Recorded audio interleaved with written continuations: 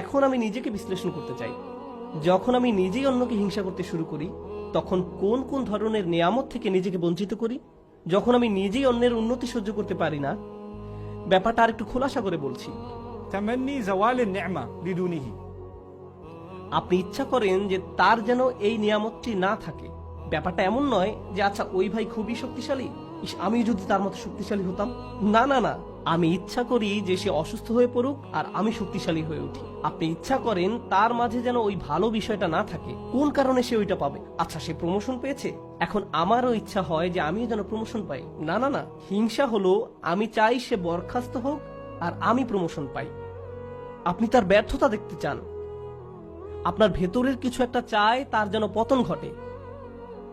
তার পতনের ফলে আপনার জীবিকায় সমৃদ্ধি আসে না, আপনার এতে কোনো উপকার হয় না, তবু আপনার ভেতরের কিছু একটা তার পতন কামনা করে। যদি তার পতন ঘটে তাহলে আপনার কাছে তা ভালো লাগবে। এটাই